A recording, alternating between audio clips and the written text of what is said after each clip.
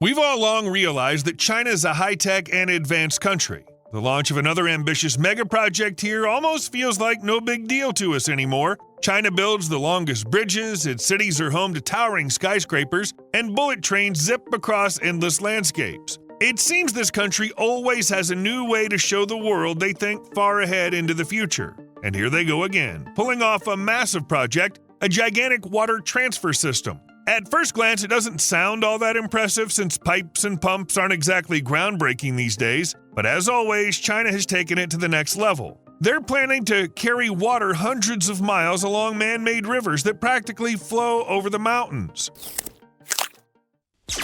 You don't have to be an expert to see it. The country has two parts that are totally different from each other. The first part is the southern one. Here, the climate is mild and subtropical. Winters are short and the scenery stays gorgeous all year round. This kind of climate is a dream come true for any farmer or just someone who enjoys some warm weather. But the biggest perk of this part of the country is having water around. There's really a ton of it here, all thanks to the Yellow River and the Yangtze River. The Huanghe, or Yellow River, is one of the longest rivers in the world, stretching nearly 3,400 miles. It supplies water to about 12% of the country's population, irrigates 17% of its farmland, and provides for over 50 cities. This river is the true heart of China's millennia-old history, which is why it's often called the cradle of Chinese civilization. The waters of the Yellow River have given life not just to people, but to a thriving aquaculture. For instance, pond after pond in the Xinjiang area is used to farm a local species of carp. And not far from Banzhou, they raise Chinese soft-shelled turtles,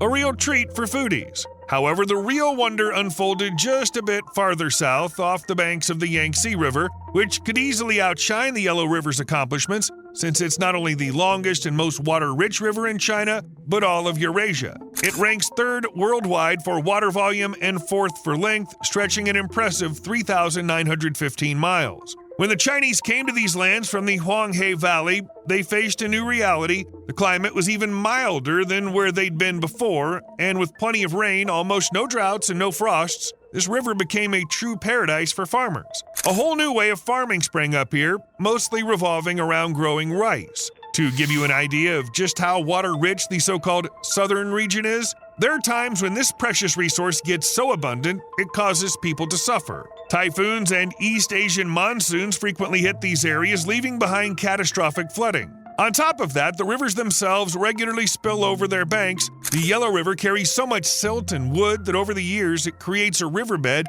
that towers several feet above the surrounding lands. This could have been an advantage, but it quickly turns into a nightmare when nature gets out of hand. Any overflow or a breach in the dam leads to devastating floods, and we're not just talking about water here. Imagine a flow of liquid mud crushing everything in its path, leaving no chance for homes, crops, or people. And let's not even talk about the massive floods caused by the Yangtze, which, as we've learned, is much more powerful than the Yellow River. They also tried to tackle the problem with well-designed dam systems, but after these projects were implemented, the floods didn't subside.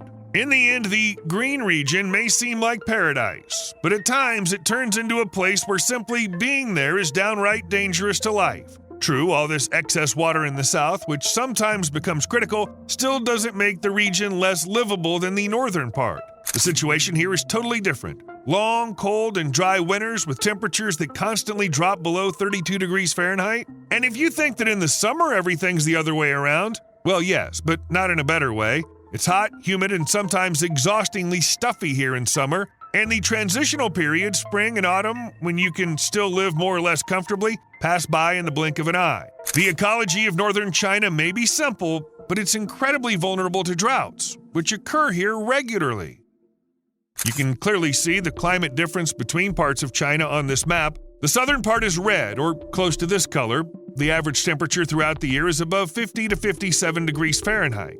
Meanwhile, the northern part has an average yearly temperature close to 32 degrees Fahrenheit. Due to a combination of all sorts of factors, there's an enormous amount of sand in the north. For example, it's in this part of the country that you'll find the impassable Taklamakan, a harsh desert with shifting sands, and by the way, it's the largest of its kind. Don't forget about the Gobi, one of the largest deserts in the world, which is constantly expanding. For centuries, Mongolian herders have roamed these harsh steppes to graze their cattle on the tough, scrubby grasses that somehow survive in this unforgiving land. However, the Chinese somehow managed to survive here too. But if you thought that the whole northern part of China is covered in sand, think again. There are also mountain ranges that take up just as much space, and the land there is definitely not what you'd call friendly. And as you'd expect, northern China faces the problem not typical for the south, a lack of water. The demand for water here far exceeds its supply. First of all, it's because there's not much rainfall in the northern part. It's clear that the southern part gets way more rain.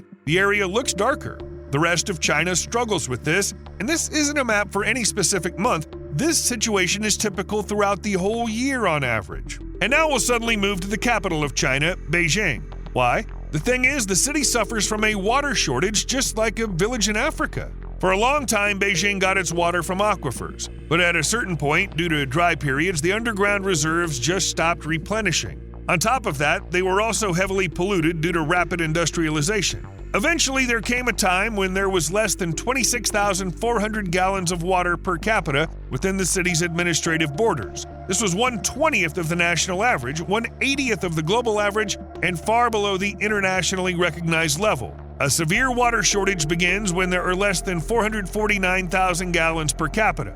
In short, Beijing is a clear example of how serious the water problems are in northern China.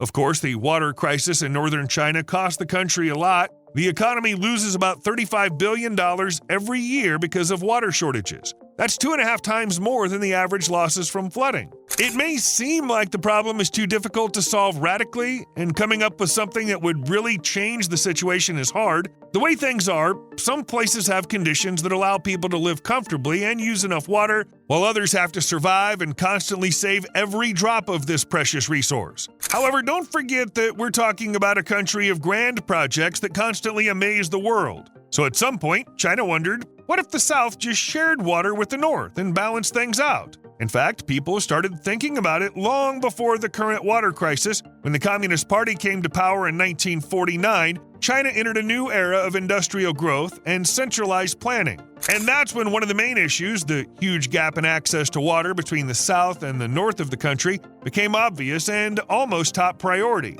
It was during this period, in 1952, that Mao Zedong proposed an idea that could change the situation in the country. He said, "There's plenty of water in the south, not much water in the north. If at all possible, borrowing some water would be good." These words became the starting point for an ambitious project to transfer water from the south to the north. But Mao didn't live to see his plans come true. Though they started thinking about the project almost immediately, it was in development for a full 50 years and only existed on paper. The calculations took longer than expected. Until December 1979, the Ministry of Water Resources in China didn't have any project planning offices. Only by the 1990s, with the backing of some high-ranking officials, the project finally came close to being realized. And so, in December 2002, they began building the Grand System. The project's goal was to pump an incredible 11.7 trillion gallons of fresh water every year to areas with shortages using 3 canals. These canals were supposed to stretch for thousands of miles, connecting the Yangtze and the Yellow River, as well as the Huaihe and Hahe rivers. And the names, well, they didn't bother coming up with anything fancy. There's the Eastern, Central, and Western Canal. The Eastern Canal project was meant to divert part of the flow of the Yangtze River, whose average annual flow at the mouth reaches about 253 trillion gallons. And even in the driest years, it maintains a volume of no less than 158 trillion gallons. The goal of the project was to direct 2.4 trillion gallons per year to the north. But later the figure grew to 4 trillion gallons, which perhaps still isn't a huge loss for the south. The main intake point was located near Jiangdu, where a powerful pumping station with a capacity of 14,000 cubic feet per second was already built in the 1980s. Construction of the Eastern Canal started on December 27, 2002, and by 2014, the first water deliveries had reached Shandong province. The total length of the route was an impressive 716 miles, with water flowing along the Grand Canal into reservoirs near Tianjin. The key element of this grand project was the tunnel crossing under the Yellow River in Shandong province. At a depth of 230 feet below the riverbed, 2 horizontal tunnels with a diameter of 30 feet were laid, allowing the water to overcome such natural obstacles. Due to the terrain features of the Yangtze Plain and the North China Plain, 23 pumping stations with a total capacity of 454 megawatts are used to carry water to the Yellow River. From there, the flow moves north through aqueducts. The entire system was completed by 2017, and now Tianjin receives 264 billion gallons of water every year. Now let's move on to the most important part, the Central Route, also known as the Grand Aqueduct. It's located right next to the eastern one. This massive waterway starts at a reservoir on the Han River, a tributary of the Yangtze, and stretches all the way to Beijing. One of the main tasks here was to raise the height of the Danjiankao Dam, which, even before the Northern Water Transfer Project, was already a huge engineering marvel. But to fully tame the element, they raised the waterway even higher, from 531 to 581 feet. This move allowed the water level in the reservoir to reach 558 feet, ensuring the natural flow of water down the canal. And this is probably the most impressive part. The water flows solely under the force of gravity. No pumping stations were needed. But even here, there were some difficulties as this route crosses the North China Plain, so 2 tunnels were built under the Yellow River. Construction of the Central Route started a little later in 2004, and its northern section, 191 miles long, was completed in 2008. In 2014, all work on the route was completed and its final length reached 785 miles. Initially, the Central Path supplied 2.5 trillion gallons of water per year, but now it delivers 3.4 trillion gallons of this liquid resource to the areas in need. One of the main problems became the decrease in the river flow below the Danjiankao Dam, which diverts about a third of the water from the route. To solve this issue, the Yinjiang-Buhan Tunnel project was announced in July 2022. It'll connect China's main Three Gorges Reservoir to the Han River, then connect to an open canal running north to Beijing. In total, the project will span 870 miles and cost $8.9 billion, with most of it remaining underground, about 0.6 miles deep. This project will likely use the latest tunnel boring equipment since the intense pressure, 0.6 miles below the surface, will cause the progress to slow down significantly. But even with that equipment, the project will take about 10 years to complete. The tunnel is expected to be completed only by 2032. And finally, we've reached the Western Route, which is supposed to be located much farther than the eastern and central ones. This route is the biggest challenge for the Chinese builders, and it comes with so many difficulties that the Chinese didn't face while building the other 2 routes and probably won't face when expanding them. The thing is, the project of the Western Route is aimed at connecting the Yangtze and Yellow River through the Qinghai Tibet Plateau, the highest in the world, which on maps of China usually looks like a big brown blotch. The plateau covers an area of about 965,000 square miles, which is about a quarter of the territory of mainland China. The average altitude is nearly 3 miles above sea level, which is why this region is called the roof of the world and Earth's third pole. And it's through these mountain ranges that China plans to transfer 4.5 trillion gallons of water every year. To give you an idea of the scale, this is equal to the amount of water in 7 million Olympic swimming pools. However, they haven't even started to build the route yet. The process turned out to be so complicated that it took 7 decades of research and planning. Can you imagine how much work it's going to take to lay down a proper path for the water through the highlands? It's probably going to be something like that, of course just on a larger scale. This will be a winding canal that curves around mountains and stretches for hundreds of miles, but the Chinese know how to make tunnels, so they could just go straight through. The only thing is, it would mean even more work. Actually, there are a lot of options, but they're all really hard to pull off, so the Chinese only reached a preliminary consensus in 2023 about starting the project. It's incredible, but the first study of the route began back in 1952. The same year, the idea for the whole project was presented by the Chinese leader. As part of the first phase of the program, the parties agreed to transfer 1 trillion gallons of water. As an alternative to the Western Route, the Tianhe project was proposed in 2015. It's the largest weather modification system in the world based on artificial rainmaking. Using cloud seeding, the project can generate 1.3 to 2.6 trillion gallons of rainfall every year over northern China. It's unclear if Tianhe will actually replace the Western Route, but it's safe to say that the project is already included in Xinghai's 13th five-year plan. There were other proposals as well. In the 1990s, a water resources expert suggested a canal that would involve building a dam in Tibet to redirect 53 trillion gallons of water from Sichuan to Beijing and Tianjin. However, this project was later deemed technically unfeasible. Do you think that the alternatives to the Western Route end here? Not at all. Something like this can bring in so much water that many researchers and professors felt it was their duty to suggest their own ideas. In 2017, it was proposed to annually divert 16 trillion gallons of water from the transboundary rivers in Qinghai Tibet Plateau, including the upper reaches of the Brahmaputra or Yarlung Tsangpo, the Mekong, and the Salween, and send it to northwest China. The plan was to create more than 50,000 square miles of arable land in Xinjiang and 58,000 square miles of a greenbelt. But like many other proposals, this plan raised serious doubts among scientists and geographers. But let's get back to the whole water transfer project. How much did it cost? In 2008, the construction expenses for just the eastern and central routes were estimated at $37.44 billion. The government allocated only $53.878 billion at the time, which was less than a quarter of the total cost. This included $26 billion from the central government and special accounts, $8 billion from local authorities, and nearly $20 billion in loans. But the project's cost just kept growing. By 2014, over $79 billion had been spent on it, making it one of the most ambitious and expensive engineering projects in human history. And the work still wasn't finished.